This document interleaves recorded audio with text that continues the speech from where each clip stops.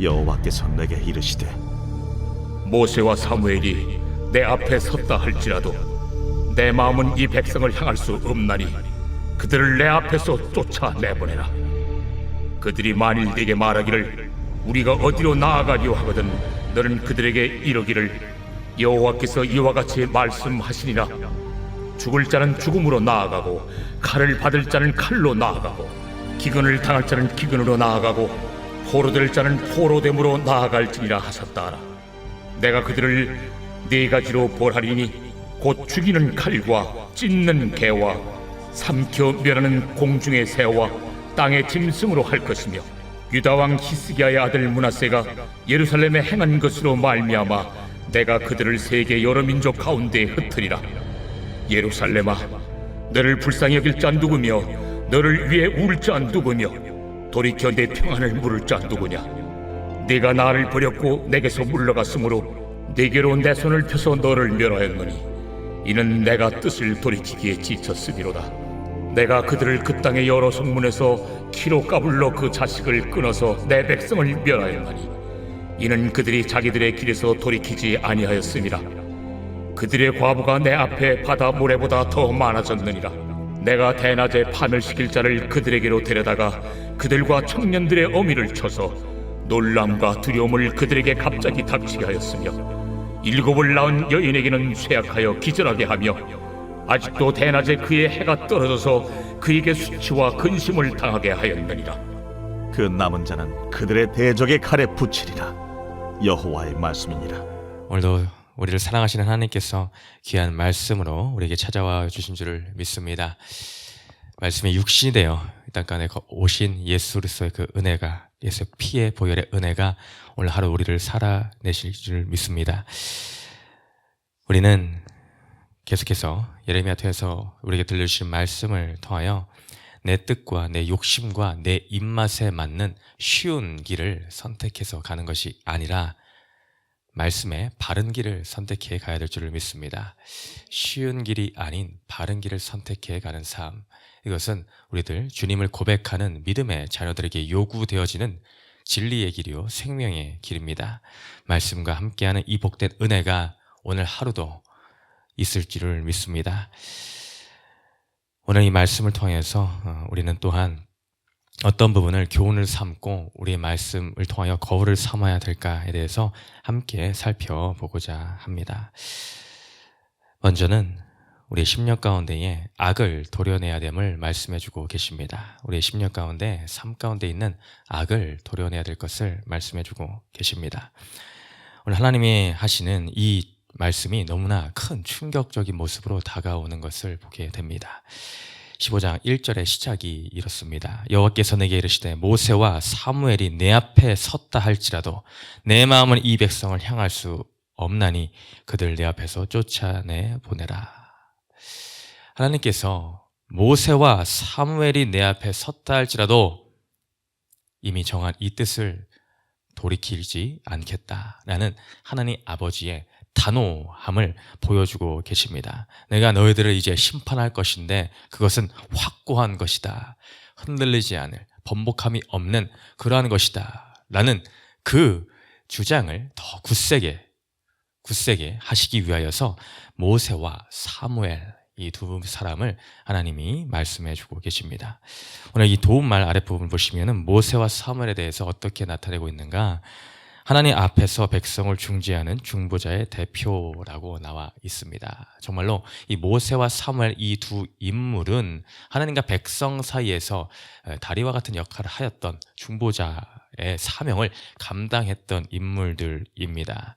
백성들이 수많은 죄악 가운데에 얼마든지 멸망받아도 괜찮을 만한 그런 범죄함 가운데 있을 때에 모세가 얼마나 하나님 앞에 나아가 눈물로 기도를 했는지, 호소를 했는지 우리는 기억하고 있습니다. 심지어는 주님 차라리 생명책에서 나의 이름을 지하실지언정 이 백성들을 긍휼히 여겨달라고 나아가는 이 모세의 기도가 얼마나 큰 울림과 우리에게 감동이 되는지를 알 수가 없죠. 또한 사무엘은 성경에서 기록하는 마지막 사사로서 이 이스라엘 백성들 사이에서 그 사사의 사명으로서 중보자로서 그의 모든 사명을 감당하며 그가 은퇴하는 이 마지막 그 그 마지막 고별 메시지 안에서는 내가 너희를 위하여 하나님께 기도하기를 쉬는 죄를 범하지 않겠노라라고 고별 메시지를 전달하는 이 사무엘의 모습을 또한 우리는 기억하고 있습니다. 근데 이렇게 대표되는 이스라엘 백성들도 너무나 위대한 인물들이라고 기억하고 있는 이 모세와 사무엘이 내 앞에 서서 너희들을 위하여 중보를 할지라도 내 뜻은 변하지 않겠다라고 하나님이 이토록 철저하게 말씀하시는 이 장면, 단호하신 이 장면을 통하여서 우리는 더욱 이 죄에 대한 무서움과 내 안에 악을 어떻게 대해야 될지에 대해서 더욱더 경각심을 가지고 보아야 된다라는 것입니다. 여러분, 자녀를 양육해 보셔서 아시겠지만 참 쉽지 않겠죠. 네, 저는 아직까지 육신의 자녀가 없어서, 경험이 없어서 100% 이해하지는 못한다 할지라도 정말 얼마나 어려우실까라는 것이 느껴집니다. 정말 때로는 얼마나 마음에 들지 않는 그 모습들 하나하나 때문에 그것을 뜯어 고쳐야 되는데 라는 그런 생각들 때문에, 또한 자녀를 사랑하는 마음 때문에 훈계하고 양육할 일이 얼마나 많이 있습니까? 근데 뜻대로 되지를 않으니 때로는 원치 않는 그런 표현들을 하기에도 되고, 또한 반대 성향으로 방치하고 방관하는 데까지 또한 이르게 되기도 합니다. 근데 이 훈육과 양육에 있어서는 때로는 내가 사랑하지만은, 때로는 늘 이렇게 좋은 말로 표현하고 싶지만은, 때로는 정말로 단호한 결단을 해서 그들을, 자녀들 가르쳐야 될 때가 있습니다. 라는 전문가들도 이야기를 하죠. 이 훈육을 잘 이해해야 된다. 어떤 개념인지를 잘 이해해야 된다. 훈육할 때 너무나 이렇게 방글방글 싱글싱글 웃으면서 해주면은 그 효과가 전혀 일어나지 않는다라고 때로는 하죠. 표정에서도, 태도에서도 끊을 건, 이것은 정말 잘못되었다라는 것을 알려줘야 되기 때문에 그곳에서 괜히 훈육을 하다가 안아준다거나 하는 그런 자녀들이 헷갈릴 만한 행동을 해서는 안 된다라고는 때로는 표현을 하기도 합니다. 이런 것과 어떤 부분에서는 이 하나님의 오늘의 이 태도가 일맥상통하지 않나라는 생각이 듭니다. 하나님은 지금까지 참고 또 기다리고 오셨습니다. 그런데 하나님께서 오늘 이 모습만큼은 내가 돌이키지 않을 것이야. 심지어는 앞에서는 더 이상 이들을 위하여 나한테 기도하지 말아라. 제물을 드리지 말아라. 라고 하실 정도로 하나님이 이 심판을 온전히 이루시고 성취하실 것에 대해서 분명하게 말씀해 주고 계시는 것을 봅니다. 왜냐? 그들의 중심에 있는 그 악에 대한 부분을 반드시 처단해야 되고 도려내야 되고 해결하고 짚고 넘어가야 할 부분이 있기 때문입니다.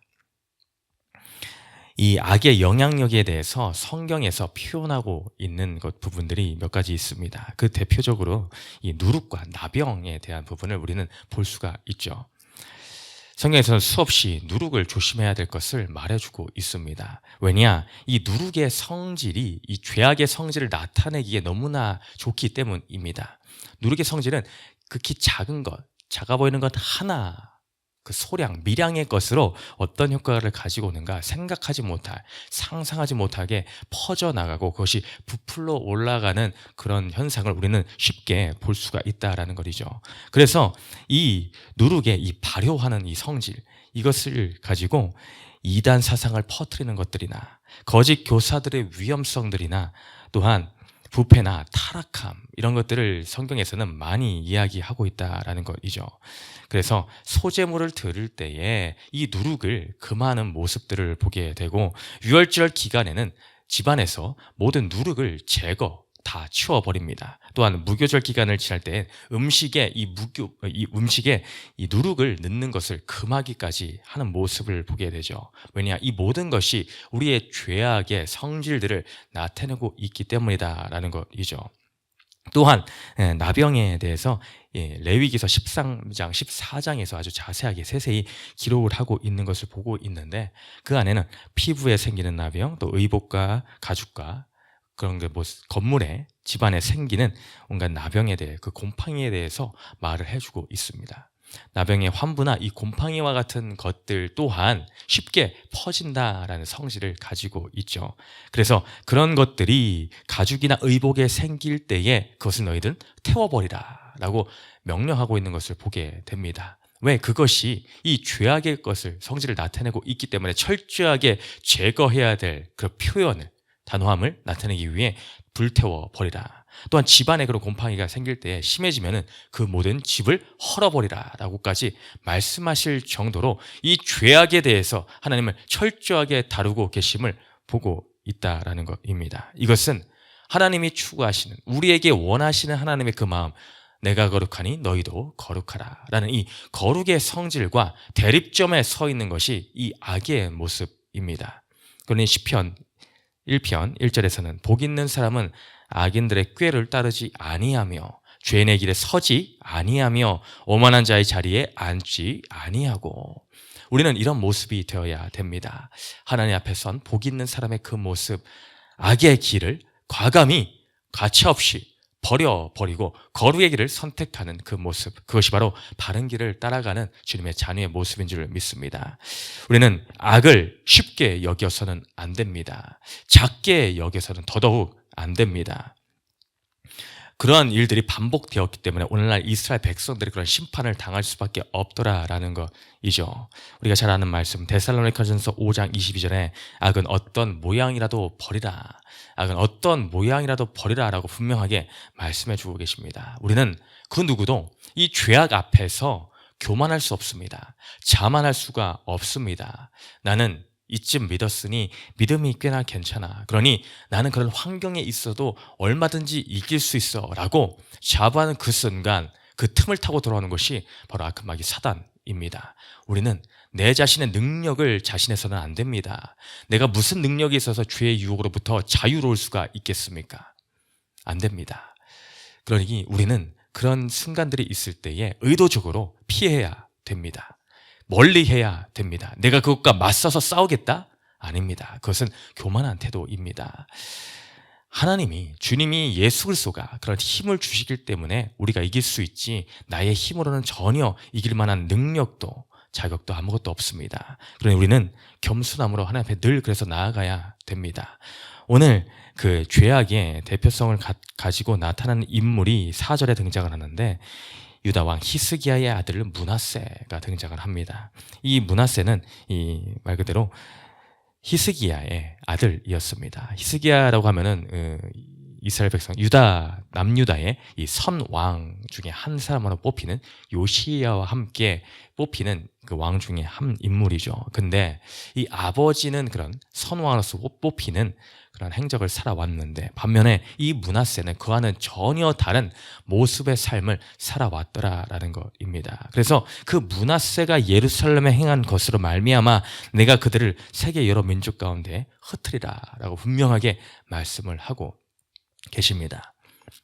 우리는 이처럼 단 한 사람 나쯤 뭐 괜찮지라고 하는 이 죄악의 작은 부분 하나라고 하는 이것에 대해서 경히 여김으로 인하여 이 므낫세가 초래한 이 심판, 이 므낫세가 초래한 불러온 이 악의 영향력에 대해서 우리는 다시 한번 내 삶 가운데도 이러한 므낫세가 있지는 않는가, 쉽게 허용하고 있는 영역이 있지는 않는가를 살펴보아야 됩니다.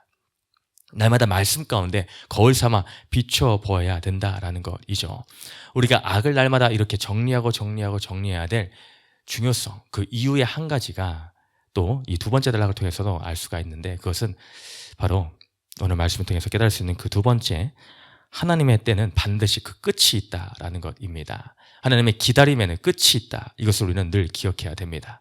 하나님의 성품을 말할 때 요엘서 2장 13절과 같이 너희는 옷을 찢지 말고 마음을 찢고 너희 하나님 여호와께로 돌아올지어다. 그는 은혜로우시며 자비로우시며 노하기를 더디하시며 인애가 크시사 뜻을 돌이켜 지향을 내리지 아니하시나니. 우리는 이 말씀을 많이 고백을 하고 또 잘 알고 있습니다. 이만큼 하나님의 성품이 이러한 분이심을 우리는 알고 있습니다. 근데 분명한 것은 그 하나님의 성품에도 불구하고 그 반드시 끝은 있다라는 것입니다. 언제까지나 영원토록 하나님이 늘 자비로우시고 노하기를 더디하셔서 이 말씀을 끌어와서 또 괜찮겠지, 또 용서해 주시겠지 라고 하는 식의 적용을 해서는 안 된다라는 것입니다. 그러니 반복해서 짓는 우리 안에 있는 그 모든 죄악들, 내가 연약함으로 또 넘어지는 그 부분들이 그때그때마다 또 이런 말씀들을 끌고 와서 또 용서해 주시겠지라고 나아간다면은 우리는 한번 생각해 봐야 됩니다. 내가 참으로 하나님의 말씀을 따르고자 하는 주의 자녀로서 삶을 살고 있는가? 우리는 사도 바울처럼 내 몸을 날마다 쳐서 복종시키는 그러한 고백과 결단으로 나아가야 됩니다. 내가 하나님의 자녀이기 때문에, 하나님을 사랑하기 때문에 작아 보이는 그 죄 하나로 인해서 가슴을 치며 내 마음을 찢으며 눈물로 내 요를 띄우는 그 다윗과 같은 회개의 자세, 그런 자세로 나아갈 때에 우리 하나님은 그때는 또 기뻐 받으시며 그 모든 긍휼의 모습으로 찾아오실 줄을 믿습니다. 그러나 그 끝은 반드시 있다라는 것을 깨달아 매 순간 악을 도려내는 자세로, 회개의 자세로 주님 앞에 오늘도 보혈의 피를 의지함으로 나아가는 거룩의 자녀들로 저와 여러분이 그렇게 나아가시기를 주님의 이름으로 축원드립니다. 첫 번째 질문 읽고 마칩니다. 시작. 내가 가족과 이웃에게 행사하고 있는 악한 영향력은 무엇입니까? 이 문제를 얼마나 심각하게 생각하고 있습니까? 기도합니다. 사랑과 은혜가 풍성하신 하나님 아버지, 주님은 정말로 나를 끝까지 참으시는 하나님, 인자하신 하나님이신 것을 내가 고백합니다. 그러나 우리가 그것을 악용하는 패단을 범하지 않게 하여 주시옵소서. 주님, 나를 향한 하나님의 마음을 온전히 절실히 깨달아 그 긍휼의 마음을 내 마음에 새기며 오늘도 말씀에 비추어 악을 처단하고 도려내며 내 안에는 므낫세가 또한 무엇인가를 다시 한번 살펴보아 거룩의 길을 쫓아가는 거룩한 신부로 성결한 자녀의 모습으로 나아가게 하여 주시옵소서. 감사드리며 예수님 이름으로 기도드렸습니다. 아멘.